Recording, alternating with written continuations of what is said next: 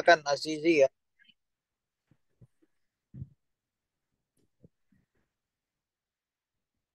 Silakan.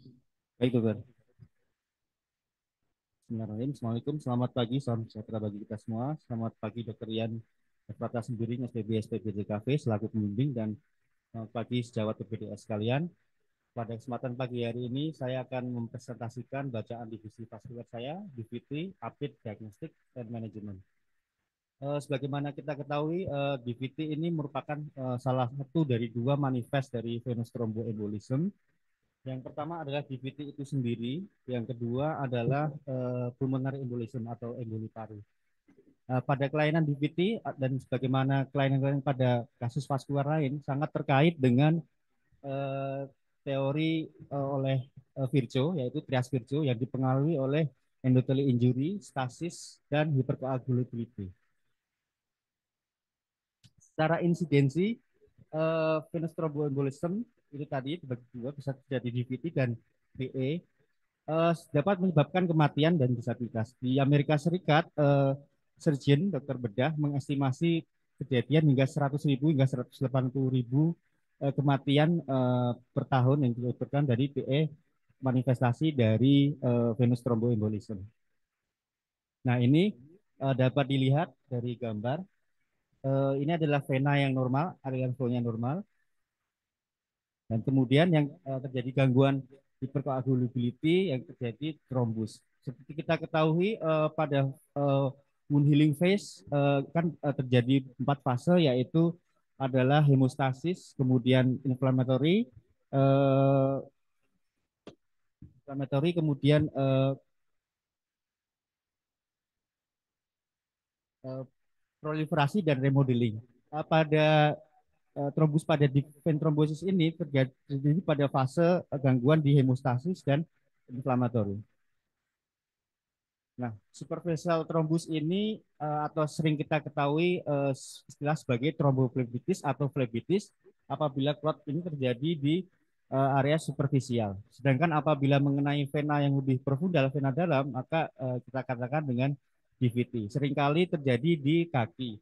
Akan tapi juga DVT dapat terjadi di ekstremitas superior juga. Nah, ini tadi dijelaskan tentang trias virtue, yaitu endothelial injury, hypercoagulability, dan stasis atau outer blood flow. Nah, ini kejadiannya endothelial injury, satu, ini role dari platelet, kemudian eh, teraktivasinya sistem koagulasi, dan hingga terjadinya hypercoagulability. Nah, ini inflamasi dan akan mengaktifasi daripada platelet tersebut. Platelet ini adalah mikropartikel yang mengandung proinflammatory mediator yang akan mengikat neutrofil. Jaringan protrobik ini mengandung histon yang akan menstimulasi platelet agregasi dan mempromot dari platelet dependent thrombin generation. Nah, ini alteration of blood flow atau stasis. Ini dibedakan antara turbulen dan stasis. Apabila turbulens ini terjadinya suatu gangguan flow inequalisasi dari hulu dan hilir. Sedangkan stasis ini apabila terjadinya suatu perlambatan dari aliran tersebut. Nah, ini stasis ya, bisa disebabkan oleh yaitu surgery, trauma, usia tua, kemudian pada pasien-pasien pregnancy dan postpartum kelahiran, kemudian ada pasien dengan gagal jantung maupun respiratory failure, dan pasien-pasien yang kegemukan, obesitas. Uh, Pada aktivasi tubuh tersebut memiliki dua jalur, yaitu jalur intrinsik dan ekstrinsik. Di mana pada jalur intrinsik ini faktor pembukaan darah 12 akan mengaktifasi terbentuknya 12A. 12A tersebut ini akan mengkatalis 11 memproduksi 11A. Kemudian 11A tersebut mengkatalis 9 memproduksi 9A memproduksi kalsium 2, yaitu produksinya yaitu 8 faktor 8 kalsium dan 3. Sedangkan pada jalur ekstrinsik ini akan timbul apabila eh, terjadi tissue damage, yaitu akan tissue faktor, faktor 7 dan kalsium. Nah, inti dari semuanya ini adalah akan terbentuknya eh, suatu fibrin yang kemudian dalam sistem fibrinolitik ini terjadi degradasi dari produksi fibrin. Nah, ini uh, akan menyebabkan tiga faktor, yaitu meningkatnya koagulasi faktor, fibrinogen, protrombin, faktor 7A, 8A, dan 10A. Kemudian meningkatnya platelet dan adhesiveness-nya. Kemudian menurunnya level dari inhibisi dari koagulasi, yaitu antitrombin 2.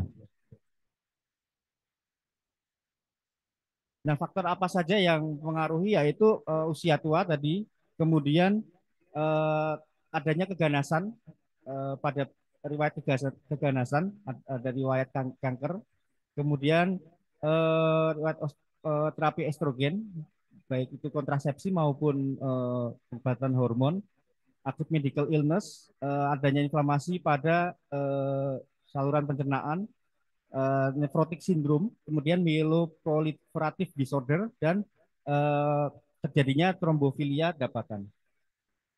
Nah, apa spiritual yang kedua yaitu endothelial injury, yaitu bisa disebabkan oleh trauma, surgery, ataupun prosedur-prosedur invasif yang dapat merusak daripada vena tersebut. Kemudian uh, kelainan iatrogenik seperti pemasangan CVC pada DVT di ekstremitas superior. Nah, bagaimana manifestasi klinisnya? Yaitu pasien tersebut akan nyeri, kemudian bengkak pada ekstremitas inferior unilateral, kemudian terjadi premis, cyanosis, dan dari pemeriksaan tes provokasi Homan sign itu positif. Ada dua tes provokasi untuk menegakkan DVT, yaitu Homan sign dan Prasen. Pada Homan sign, ankle pasien akan diposisikan dorsofleksi, di mana kalau plantar fleksi itu jinjit, dorsofleksi ini bergagah ke atas, apa dorsofleksi ke atas, posisi ke atas, Apa menggagah itu apa? ya. Di dorsofleksikan dokter ke atas ya. Ya, pada dorsofleksi ini pasien pada calf-nya, pada betis merasa sakit. Sedangkan pada Pratt-Sign dia tes provokasi itu di calf atau betis atau di gastrocnemius, apabila dia diprovokasi di bekang terasa sakit. Nah, ini gambaran klinisnya, terjadi edema unilateral di kaki kiri tampak lebih besar daripada kaki kanan, diameter sirkumferensialnya. Kemudian gambaran hiperemis kemerahan. Ya, ini Homenstein ini nanti akan ada calf pain atau nyeri di betis pada saat diposisikan dorsofleksi. Tapi pemeriksaan ini positif pada kurang dari 33 pasien dengan DVT, dan pada pasien yang non DVT juga bisa menunjukkan Homan-San yang positif. Jadi pemeriksaan tersebut eh, tidak terlalu spesifitasnya kurang terlalu baik. Nah, kemudian modalitas pemeriksaan penunjang lainnya yaitu pemeriksaan penunjang laboratorium, bisa diperiksakan di dimer. Di dimer ini merupakan suatu produk pemecahan fibrin oleh plasmin. Di dimer tersebut ini mampu menggambarkan terjadinya suatu proses trombolitik yang kurang efektif. Sensitivitas dari dimer ini lebih dari 80% pada pasien DVT, dan pada pasien pulmonary embolism sensitivitasnya lebih tinggi lagi, yaitu 95%.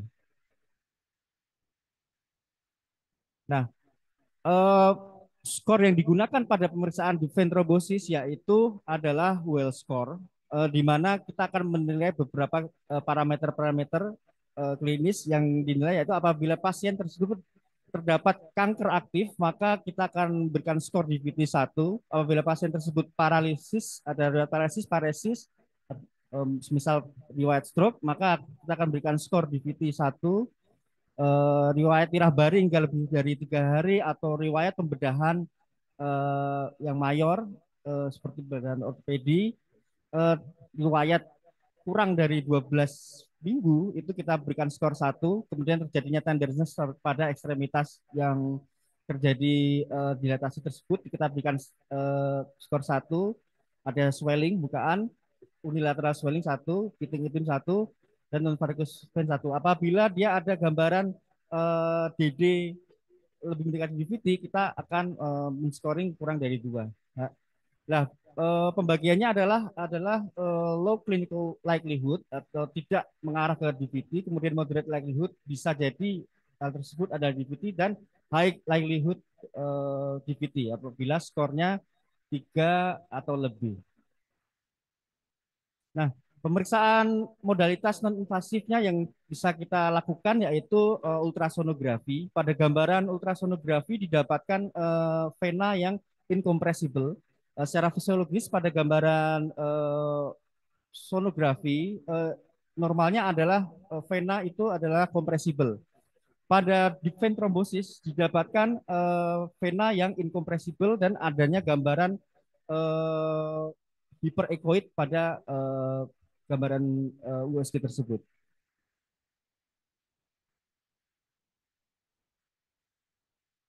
Nah, ini salah satu contohnya pada vena femoralis communis sinistra. Nah, ini masih ini gambaran Mickey Mouse. Ya, ini seperti Mickey Mouse. Nah, ini terkompresi, jadi masih normal. Eh, akan tetapi USG vaskular tersebut memiliki keterbatasan yaitu operator dependent.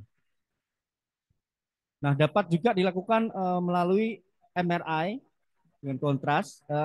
MRI ini ekivokal, MR venography dapat dengan kontras. Ini mampu pemeriksaan MRI tersebut mampu membedakan apakah DVT tersebut trombusnya matur atau imatur. Nah, MRI ini memiliki keunggulan yaitu lebih aman pada pasien-pasien ibu hamil. Nah, modalitas berikutnya dapat juga dilakukan yaitu kontras flebografi. Di sini tampak adanya eh, trombus di sekitar ini vena poplit ya. Nah, secara sederhana bagaimana sih tata laksana untuk DVT ini pada tata laksana yang tidak perlu mengeluarkan kos biaya yang banyak, yaitu cukup ambulation early and often. Jadi di pasien dimobilisasi secara segera dan sesering mungkin. Karena pasien-pasien dengan uh, immobile atau pasien yang sedentary atau tidak mau gerak itu akan memiliki potensi dan faktor resiko peningkatan terjadinya DVT. Kemudian mampu diberikan juga intermittent external compression devices. Jadi eh, apa semacam alat yang akan mengkompresi pada ekstremitas inferior yang dicurigai DVT tersebut.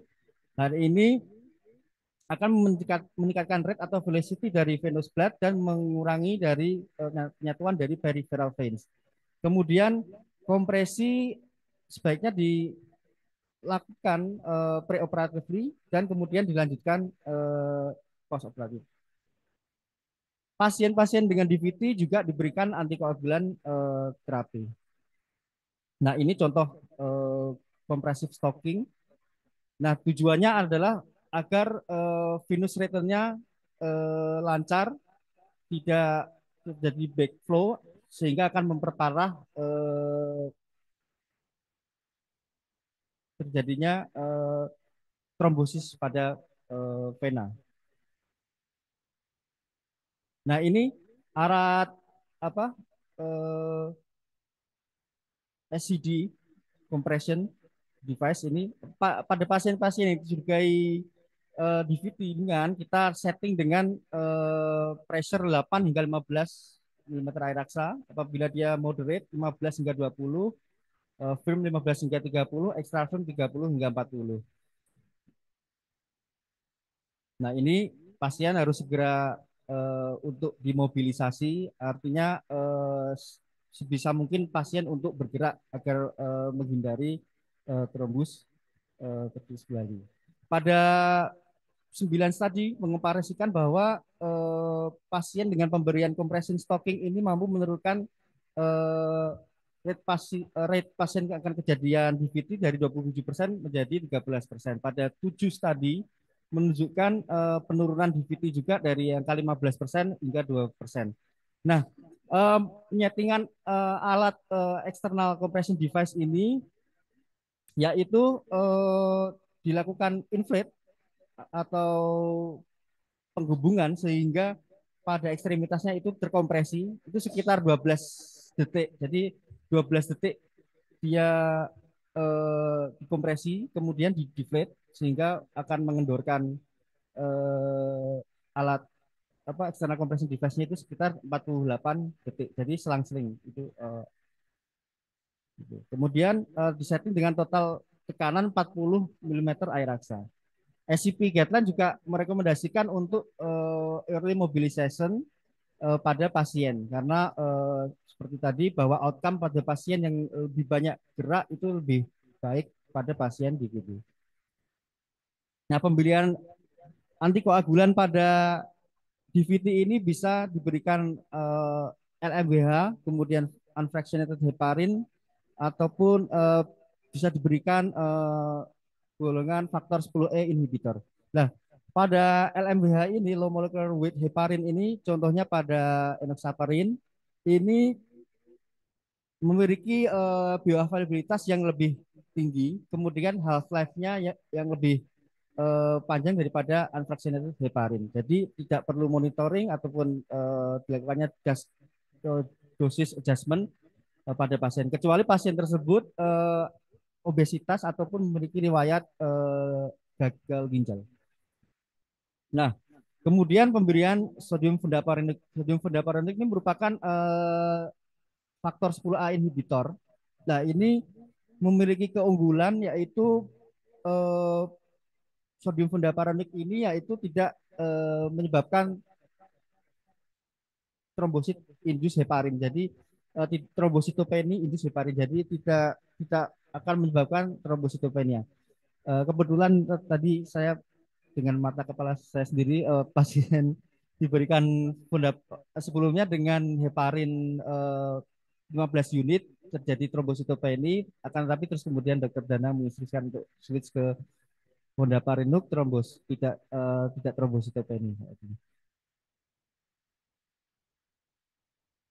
Nah, kemudian bisa juga diberikan unfractionated heparin contohnya pada Rivaroxaban ini dengan merek dagang Xarelto biasanya. Kemudian ini akan mengikat, mengakselerasi dari aktivitas dari antitrombin, kemudian akan mencegah terjadinya pembentukan dari trombus. Nah, ini dosisnya akan targetnya yaitu APTT-nya 60 hingga 80 dengan inisial bolus 80 unit per kilogram berat badan. Diikuti kemudian dengan inisial yaitu 18 unit per kilogram per jam. Keuntungan dari unfractionated heparin ini yaitu short half life. Jadi apabila diperlukan suatu pengontrolan yang berkala, UFH ini sangat baik. Kemudian warfarin, warfarin ini merupakan vitamin K antagonis. Pada apa? Efek dari warfarin ini memiliki efek 5 efek kerjanya yaitu 5 hari kemudian. Eh, Digunakan apabila pasien perlu untuk rawat jalan, jadi akan diperlukan suatu pengontrolan berkala saat nanti di poliklinik. Nah, warfarin ini dimonitoring dengan international ratio INR, target INR-nya yaitu dengan range 2 hingga 3. Dosis warfarin ini biasanya akan dititrasi untuk disesuaikan dengan target INR. Nah, Pencegahan venous thromboembolism atau dalam hal ini pembahasannya yaitu DVT ini dibagi menjadi pada pasien-pasien high risk yang non ortopedik dan pasien high risk yang ortopedik. Pada pasien high risk yang non ortopedik yaitu diberikan UFH 5.000 unit subkutan, kemudian enoxaparin 40 mg secara daily per hari, dalteparin 2.500 atau 5.000 unit per hari. Kemudian pada operasi-operasi yang ortopedik dia dapat diberikan warfarin dengan target INR 2 hingga 3, enoxaparin 40 mg ataupun 30 mg, fondaparinux 2,5 mg, kemudian dapat terapi dengan alat intermittent pneumatic compression tadi. Nah, pada pasien dengan medical illness seperti pada pasien yang immobile dengan riwayat VTA yang sebelumnya ada, kemudian dengan pemasangan indwelling central venous catheter CVC, ataupun pada pasien-pasien riwayat kanker juga dengan terapi yang sama tata laksana dengan pasien dengan riwayat pembedahan ortopedi. Diberikan UFH heparin 5.000 unit juga, enoxaparin 40 mg, dalteparin 2.500 dan podium pendapat 2,5 mg. Nah, sebenarnya apabila pada pasien tersebut memiliki kontraindikasi pada pemberian antikoagulan, langkah pencegahannya, langkah prevensinya bisa dengan tindakan invasif yaitu pemasangan IVC filter. IVC filter ini dilakukan untuk mencegah agar diven trombosis tersebut tidak berlanjut menjadi PE, pulmonary emboli. Nah, antikoagulan ini dikontraindikasi pada pasien yang pneumatic compression device ini. Nah, ini sebenarnya masih kontroversial apakah pasien yang dengan kompresi ini boleh dikasih antikoagulan atau tidak. Ini beberapa pembahasan masih kontroversial.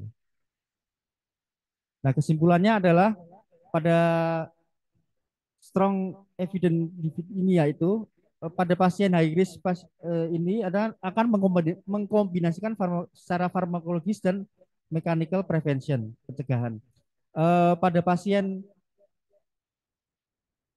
yang curiga DVT masuk ke ICU, kita harus assess dengan DVT resiko tinggi.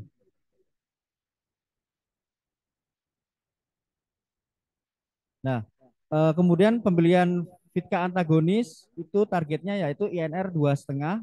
Kemudian mechanical prophylaxis dapat dilakukan graduated compression stocking atau intermittent pneumatic compression devices. Selain tadi, apabila pasien ada kontraindikasi pemberian antikoagulan, sehingga pasien disarankan untuk pemasangan IVC filter. Beberapa pasien high risk pada VTE contohnya adalah pada pasien operasi urologi, ginekologi ataupun operasi ortopedi yaitu operasi hip and knee.